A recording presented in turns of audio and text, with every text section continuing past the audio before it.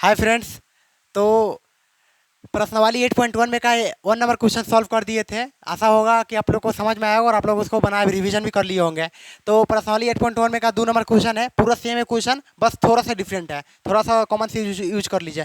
आकृति 8.13 में tan p माइनस कॉट आर का मान ज्ञात करने के लिए बोल रहा है, और यहाँ पे आकृति भी आप लोग को दिया हुआ है। अगर आकृति बस देखे, नंबर 1 क्वेश्चन में ए बी सी त्रिभुज था और इसमें पी क्यू आर त्रिभुज का नाम दिया हुआ है। तो देखिए यहाँ पे पी आर बराबर 13 सेंटीमीटर आप लोग को दिया हुआ है और पी क्यू बराबर 12 सेंटीमीटर दिया हुआ है, और बस सिर्फ यहाँ पे क्यू आर का मान ज्ञात करना है। तो आप लोग को बोले थे पिछला वीडियो में, जब भी ऐसा अगर बात हो तो यहाँ पे लिख देंगे हल बराबर,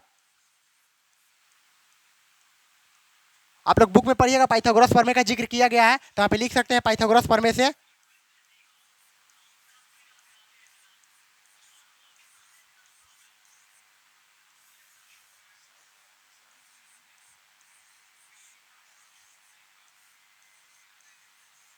पाइथागोरस प्रमेय का सूत्र क्या होता है? कर्ण स्क्वायर बराबर लंब स्क्वायर प्लस आधार स्क्वायर। याद है ना आप लोग को? तो यहाँ पे लिख सकते हैं कर्ण स्क्वायर बराबर लंब स्क्वायर प्लस आधार स्क्वायर। तो देखिए यहाँ पे कर्ण का मान कितना दिया हुआ है? 13 सेंटीमीटर। तो यहाँ पे 13 का वर्ग कर सकते हैं, 13 का स्क्वायर चढ़ा सकते हैं, और बराबर का सिंबल है तो बराबर का सिंबल दे देंगे। और लंब स्क्वायर है तो लंब का मान कितना दिया हुआ है? 12 सेंटीमीटर। तो यहाँ पे 12 का स्क्वायर चढ़ा सकते हैं, और प्लस का सिंबल है तो प्लस का सिंबल दे देंगे। और आधार का मान नहीं पता तो यहाँ पे क्यू आर का स्क्वायर कर देंगे। क्यू आर लिख के, और यहाँ पे स्क्वायर है तो यहाँ पे स्क्वायर लिख देंगे। अब देखिए 13 का वर्ग कितना होता है? 1 से 25 तक आप लोग को वर्ग लिखवाए थे ना, आप लोग को याद होगा 1 से 25 तक 13 का वर्ग कितना होता है? 169। बराबर का सिंबल है तो बराबर का सिंबल दे देंगे, और 12 का वर्ग 144, 144 लिख देंगे, और प्लस का सिंबल है तो प्लस का सिंबल दे देंगे, और क्यू आर स्क्वायर लिख देंगे, क्योंकि क्यू आर का मान हम लोग को ज्ञात करना है ना। तो क्यू आर लिख दिए। अब 169 का 169 लिख देंगे। और आप लोग को पता है बराबर का उस साइड अगर कोई भी संख्या रहता है, अगर प्लस में हो तो इस साइड आने के बाद माइनस में हो जाता है, तो यहाँ पे माइनस 144 हो जाएगा।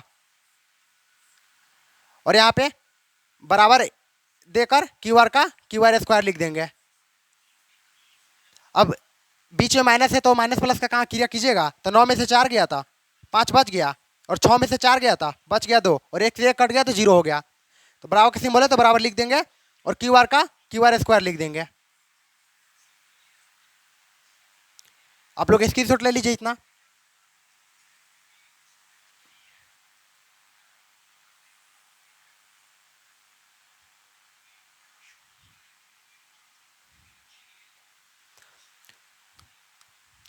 तो देखिए यहाँ पे क्यू आर लिख सकते हैं, बराबर का सिंबल है तो बराबर का सिंबल दे दिया। और यहाँ पे जब क्यू आर से जब स्क्वायर हटाया तो यहाँ पे 25 पे रूट चढ़ जाएगा। तो यहाँ 25 पे रूट चढ़ गया, तो रूट में कोई भी संख्या रहता है उसका गुणनखंड किया जाता है। तो यहाँ पे क्यू आर लिख देंगे, और 25 का गुणनखंड कीजिएगा तो डबल 5 आएगा, 5 गुने 5, यहाँ पे रूट पे चढ़ गया, 25 का गुणनखंड 5 है, कब 5 25, डबल 5 आता है, हमें डबल 5 लिख दिया। आप लोगों को पता है कोई भी रूट में अगर जितना संख्या रहता है उसका आधा संख्या बाहर आ जाता है, तो यहाँ पे डबल 5 है तो यहाँ पे 1 और 5 बाहर आ जाएगा। तो क्यू आर बराबर 5 सेंटीमीटर। आप लोग का यही आधार का मान आ गया, यानी क्यू आर का मान आ गया। देखिए क्यू आर बराबर यहाँ पे लिख सकते हैं 5 सेंटीमीटर, 5 सेंटीमीटर।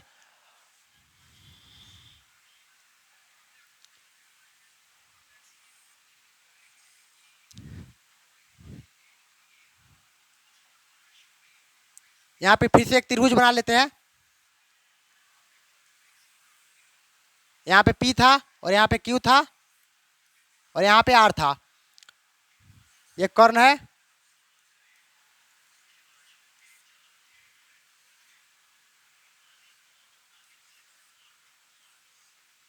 और ये लंब है, और ये आधार था। कर्ण बराबर 13 सेंटीमीटर दिया हुआ था, और लंब बराबर 12 सेंटीमीटर दिया हुआ था, और आधार का हम लोग 5 सेंटीमीटर अभी ज्ञात किए थे। अब यहाँ पे आइए प्रश्न अनुसार, आप लोग क्वेश्चन पढ़ लीजिएगा। tan p माइनस कॉट आर का मान ज्ञात करने के लिए बोल रहा है, तो यहाँ पे लिख सकते हैं प्रश्न अनुसार,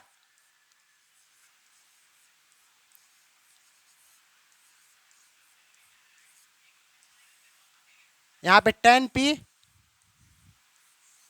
माइनस कॉट आर का मान ज्ञात करने के लिए बोल रहा है।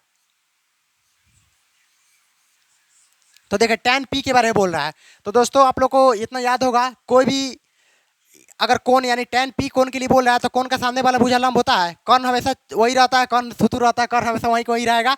और कोण अगर पी के लिए बोल रहा है तो कोण का सामने वाला भुजा लंब होगा, तो ये ऑटोमेटिक आधार हो जाएगा। तो यहाँ पे टेन पी के लिए बोल रहा है। तो आप लोग को बताते हैं यहाँ पे लाल का सूत्र,